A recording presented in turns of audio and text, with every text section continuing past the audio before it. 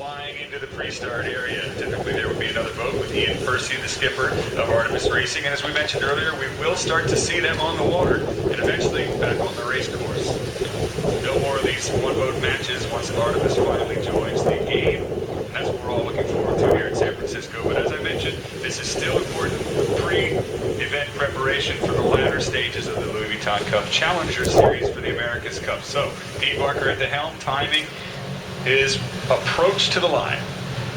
They look like a slick operation, these guys. They've been involved in the America's Cup for a long, long time, and they are doing a super job here in these brand new AC-72s. They've got lots of refinements that they're including each day. One of those that we can see just underneath the main wing is a little bit of extra wing that goes all the way down to the deck. And on the deck there's that fairing on top of the trampoline. Boats sometimes doing up to 50 miles an hour or more. Some of these aero packages are increasingly important. We talk about two different design packages. The aero package, all the stuff that's above the water. The hydro package is all the stuff below the water. All those struts underneath the boat, that holds the structure of the boat together, that keeps the hulls apart. We've got 30 seconds now. This is final approach for Emirates Team New Zealand to the start of their 5th race. Nice. Popping up on the foils. 15 seconds to go. Dean Barker, one of the best in the game in terms of time on distance. He's usually within 1 second of the line. We'll see how he does here. 5 seconds and counting now as they cross the line. Looks pretty good. He's been conservative so far in these practice races.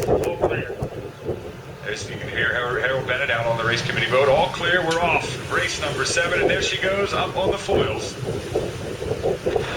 Just enough breeze to keep it foiling, Andy. There it goes.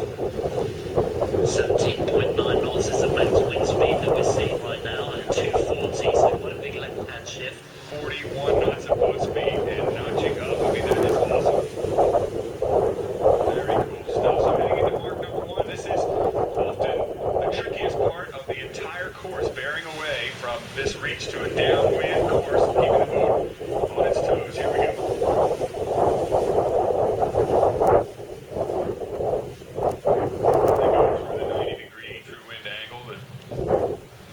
Zone. So all is good now. Downwind on the foils. The crew going to leeward, Andy, preparing for a jibe as they reach the boundary zone. Yeah, here they go through the jibe. The crucial thing, can they stay up on those foils? Can they keep the drag off? Yeah, and that is what the other teams are trying to aspire to. The benchmark foil jibes, 40 plus knots of boat speed as Emirates Team New Zealand flies downwind. Well, that was quite something. They didn't even get to within 6 inches of touching the water there, and the crucial thing is, if through the jibe the boat comes off its foils, the whole hull of the boat is then in the water, and that creates a lot of drag between water and boat. It slows them down, and so Emirates Team New Zealand are just showing off exactly how you should do one of those jibes. Keep the boat out of the water, keep as minimal drag as you can, and keep the boat speed up beyond 30 knots through those jibes. You know, I don't think it's any great secret among the other teams that New Zealand has set the benchmark for these foil-to-foil jibes, and we've been watching the other ones training late last week and early this week, and some not quite as pretty as what we're seeing the Kiwis. I'm not going to mention any names, but everybody is trying to do what those guys just did through their first jibe. Yeah, that's downwind. Spectacular. Well, we can't quite decide whether the other teams are just sort of shy, maybe, and aren't showing their full potential, or whether they are not quite at this standard yet. But that is the joy of the America's Cup. It's not only a sailing race, but it's a technology and design challenge. All of these teams trying to get the difficult mix.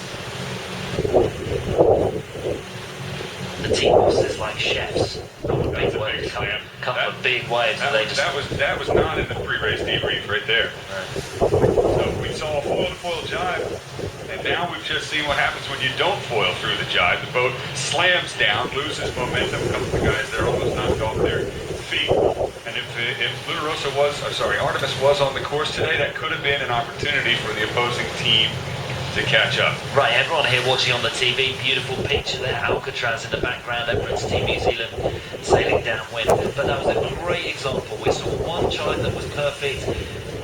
The boards went up and down in unison as they jibed around. They stayed on the foils, and we never saw speeds less than mid 30 knots. And then the second jibe that they did, they hit a couple of waves, bang, they fell off the foils, and the boat slowed right down. They had to then retrim the sails and accelerate.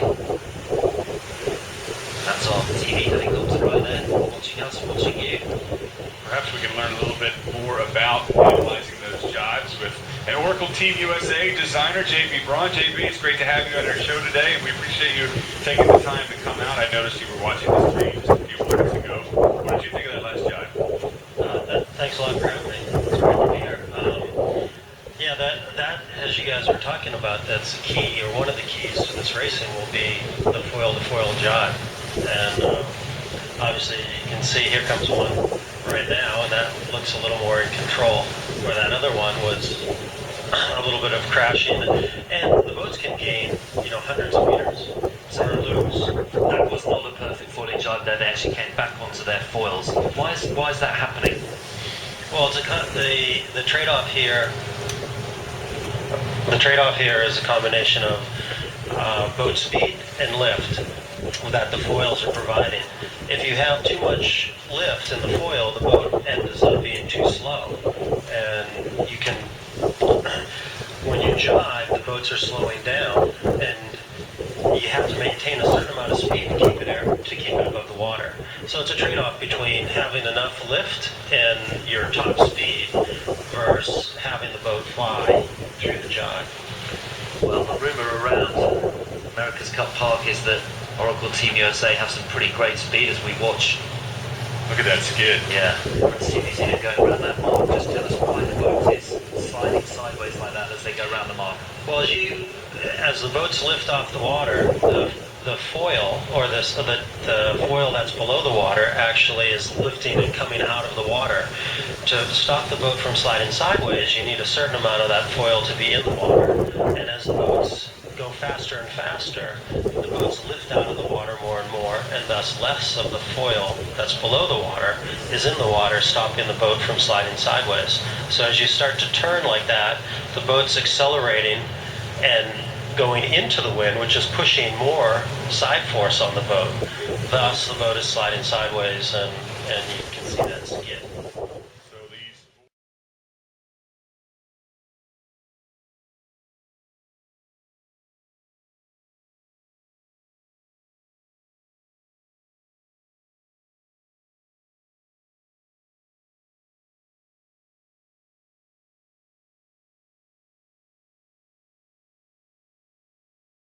The vertical force to lift the boat out of the water at the higher speeds.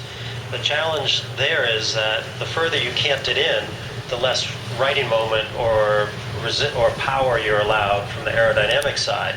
So it's a balancing act between getting enough stability to fly the boat and have it be stable when it's flying versus the ultimate speed that you can have. So you'll see there on the New Zealand boat, the curvature of the foils is what we're talking about. So as those go down, they'll actually rotate in, and then you can slide them or cant them side to side for going upwind and downwind. Okay, good stuff. Are your boards as curved as that, or less curved?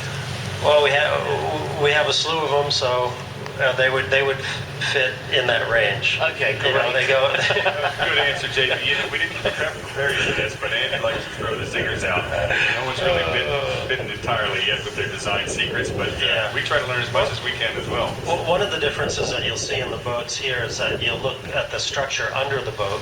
The New Zealand boat has gone for more cables and that under the boat that support the hull and stop it from moving and maybe provide for a little lighter cross structure. We've gone the opposite way, where we have very little rigging under the boat, but support it with these curved beams that we have. So that's one of the other differences that you'll see. Our boat might have a little more aerodynamic fairness, and the Kiwis might have a little more stiffness. Right, I was going to say all of anything that appears in that particular position underneath the boat above the water will generate drag and be bad, and so you're saying that you've got less of those cables and that perhaps gives you a slight aerodynamic advantage, but I'm sure there's some trade-off on the other way. And then the trade-off is the stiffness, so... Right, so you have to then use more weight in your beam. Exactly. And the unique part about all these racing is the trade-off between performance and safety. So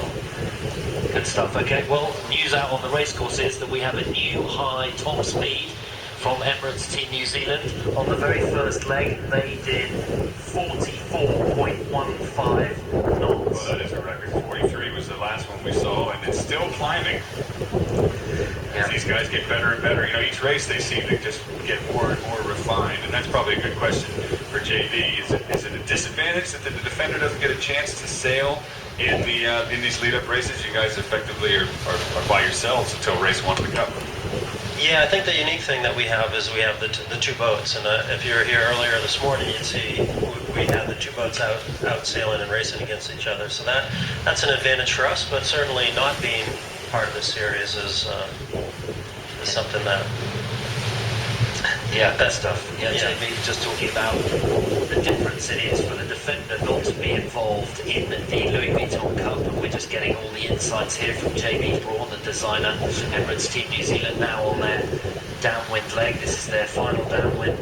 Is it? They got no, we got one more lap to go. They go back upwind and then down towards the finish. Yeah, and with any new class, I think you'll see these guys getting better and better. The top speed that we just broke today, and the boat handling, as you see this foil to foil jibe going on here, I think these are the things that the crew need to work on. And not only on the design side, we'll design the boats to do things, but then the crews need to take it and figure out how to use it. You know, the designers have done the best job they can, and then the crews need to take the boats and then figure out how to maneuver with the wind and the waves and the current, as we've seen in here. And that's one of the things that we'll be focused on perfecting as the summer racing goes on. We'll be doing our own racing with our two boats as these guys are preparing for the Defender. And how are you managing that two-boat racing? You've got great pictures right there of that main foil. Just talk to us about that.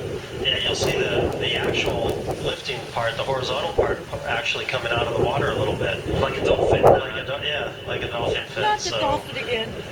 That's a unique shot, and it shows the stability of the foil and how the boat's just skimming the top of the water.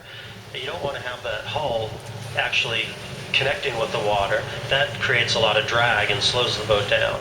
You just want it skimming the top so that you get the right amount of lift to keep the boat out of the water, but not too much. Right, and presumably if you see too much of that, the other part of the fin, the dolphin fin part of it, that's bad. Yeah, and that's what you saw in that leeward mark rounding that we might see here as they come around the leeward mark, is as that fin actually comes out of the water, the boats will slide sideways, and what we call either create leeway or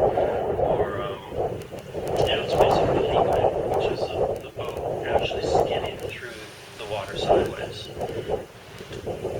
They are flying. It's really tough to tell, get a sense for how fast they're going, but that thing is 130 feet tall, 72 feet long. And they are doing almost 50 miles an hour above the water on San Francisco Bay. Quite impressive.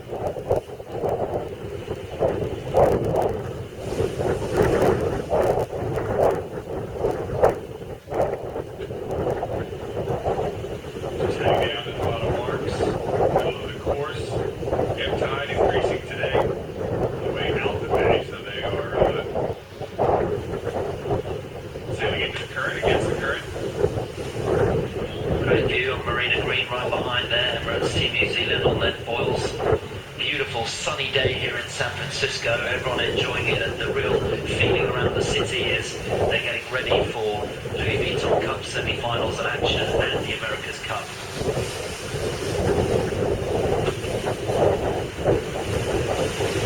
Well enjoyed. Emirates Team New Zealand looks smooth, nice, no That looked nice, didn't it, JB? Yeah, that looked great. The unique part about this is these boats are going so fast that they're going with the wind. Back on the race course, Emirates Team New Zealand flying downwind to the final turning mark, 38 knots of boat speed. As Andy mentioned, we've had a new record, 44 knots of speed. It's just awe-inspiring to see that kind of power over the water. 44.15 knots. I'll give you a few of the other stats. We had a 14.93 max speed on that downwind leg that we've just seen, but the upwind leg average speed was 22.5 knots.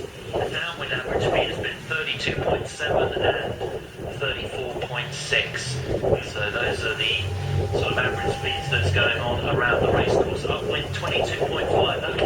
That looks like a pretty good number for the upwind as we're watching. Pretty good day in the office. Emirates Team New Zealand now heading downwind. We'll pick this up when they head back upwind. Well in